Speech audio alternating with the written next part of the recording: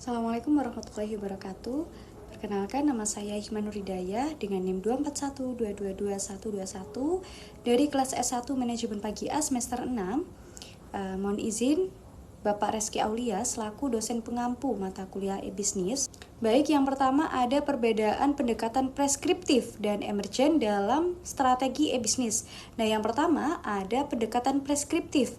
Dalam strategi ini dirancang secara sistematis dari awal oleh manajemen berdasarkan analisis lingkungan internal maupun eksternal.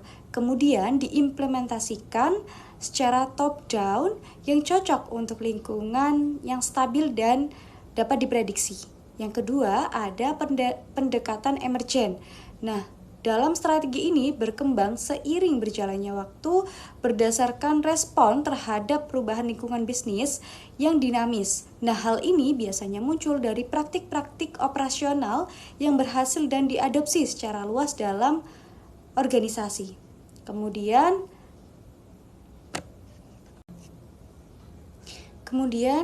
contohnya ada di Tokopedia. Nah, Tokopedia ini awalnya mampu mengadopsi strategi emergen dengan merespon kebutuhan pasar secara fleksibel. Nah, awalnya juga hanya marketplace, lalu berkembang menyediakan layanan logistik, kemudian keuangan, hingga digital produk. Nah, dampaknya ini terhadap daya saing digital sangat besar karena Tokopedia ini mampu atau cepat beradaptasi, meningkatkan user experience, dan memperluas ekosistem digitalnya secara agile. Dan selanjutnya yang kedua ada meningkatkan efisiensi pengiriman produk ke konsumen. Nah, yang pertama ada proses SCM yang dapat ditingkatkan, yaitu manajemen inventaris, yaitu memastikan ketersediaan stok sesuai permintaan.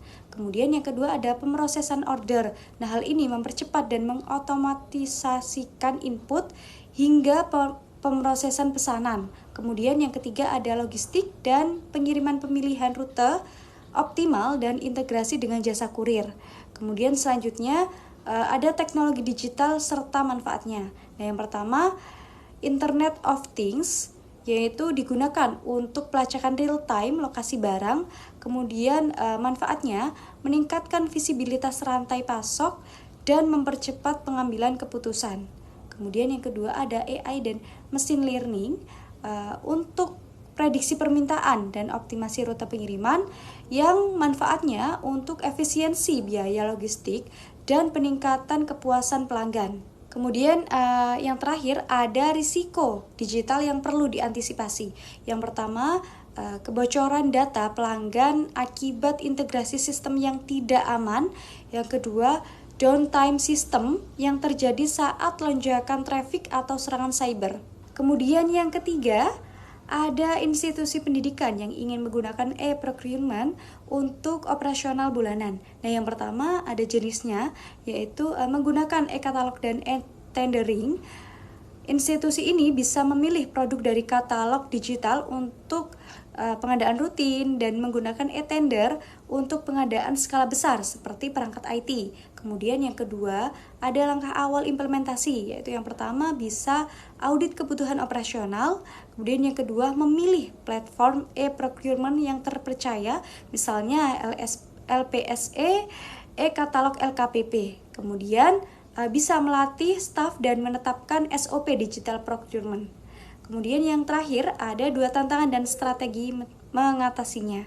Yang pertama, kurangnya literasi digital staff. Nah, strateginya bisa menggunakan pelatihan dan pendampingan rutin. Kemudian yang kedua, integrasi sistem lama dengan platform baru.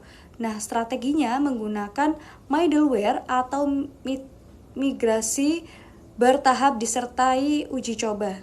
Kemudian yang keempat ada Peaslee Analysis. Saya menggunakan aplikasi Sayurbox. Yang pertama ada politik. Faktornya mengenai kebijakan pemerintah ketahanan pangan dan subsidi petani. Dan pengaruhnya, Sayurbox dapat memanfaatkan subsidi atau program kemitraan pemerintah untuk memperkuat hubungan dengan petani lokal. Nah, strategi e-bisnis ini diarahkan pada kemitraan strategis dengan BUMDes, Kementerian Pertanian atau Program Pangan Nasional untuk meningkatkan pasokan yang stabil dan terpercaya. Kemudian yang kedua ada ekonomi, faktornya inflasi dan daya beli konsumen yang fluktuatif. Nah, pengaruhnya fluktuasi harga bahan pokok ini mempengaruhi keputusan pembelian konsumen. Sayurbox juga perlu menyesuaikan strategi pricing dan promosi secara dinamis dengan analisa data agar tetap kompetitif. Selain itu, fokus pada efisiensi rantai pasok yang menjadi krusial untuk biaya operasional dan menjaga harga jual tetap kompetitif. Kemudian yang ketiga, dari sosial, faktornya meningkatkan kesadaran konsumen terhadap gaya hidup sehat dan konsumsi produk farm to table. Pengaruhnya, Sayurbox perlu memanfaatkan tren ini dengan memperkuat storytelling petani di aplikasi seperti profile atau video panen, serta fitur Cost Your Farmer. Strategi e-bisnis ini menekankan personal branding petani agar konsumen merasa terhubung langsung dengan bersedia membayar premium untuk produk segar. Kemudian yang keempat, ada teknologi. Faktornya IoT dan Big Data dalam pertanian dan logistik. Pengaruhnya dengan menggunakan berbagai e-wallet menjadi prioritas, mempercepat proses check-out, mengurangi cart abandonment, dan memudahkan promo berbasis cashback. Kemudian Sayurbox juga bisa memanfaatkan data transaksi e-wallet untuk analisa perilaku dan personalisasi penawaran. Kemudian Sayurbox juga bisa mengoptimalkan teknologi seperti sensor IoT untuk pelacakan kesegaran produk dan big data untuk perencanaan permintaan atau demand forecasting. Strategi bisnis ini juga fokus pada pengelolaan supply chain berbasis data dan otomatisasi operasional agar pengiriman tetap cepat dan tepat. Yang kelima, ada legal atau hukum. Faktornya regulasi keamanan pangan dan perlindungan data pelanggan. Nah, pengaruhnya Sayurbox harus memastikan produk lolos uji mutu dan sistem IT-nya patuh pada UU Perlindungan Data Pribadi atau PDP. Hal ini mendorong strategi e-bisnis berbasis trust dan compliance seperti sertifikasi produk organik dan kebijakan privasi yang jelas di aplikasi. Terakhir ada lingkungan. Nah, faktornya kesadaran masyarakat terhadap isu lingkungan dan limbah plastik. Pengaruhnya konsumen mulai memperhatikan eco-packaging dan pengurangan jejak karbon.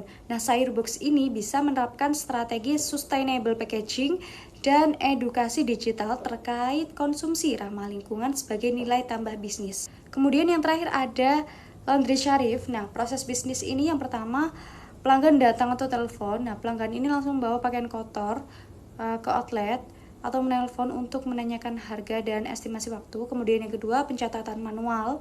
Kasir mencatat nama pelanggan dan lain sebagainya secara manual di kertas biasa. Kemudian proses cucian.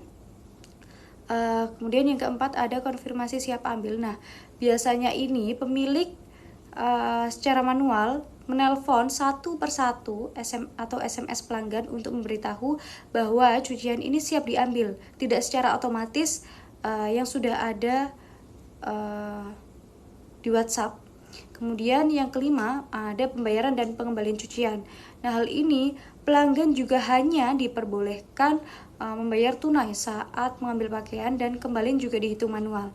Nah, akhirnya ada beberapa kendala, yaitu yang pertama pencatatannya mudah keliru atau hilang. Kemudian yang kedua, pelanggan juga bisa lupa mengambil cucian.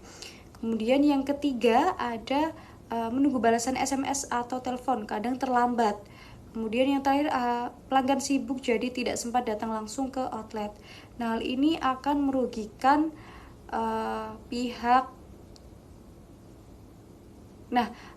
akan merugikan Syarif Laundry secara berkala. Syarif Laundry jika diulangi berkali-kali. Kemudian usulan pendekatan e-bisnis, booking dan tracking via WhatsApp Business dan Google Sheet. Nah, yang pertama ada order dan booking via WhatsApp Business. Yang pertama mengaktifkan WhatsApp Business dengan fitur Quick Replies dan katalog.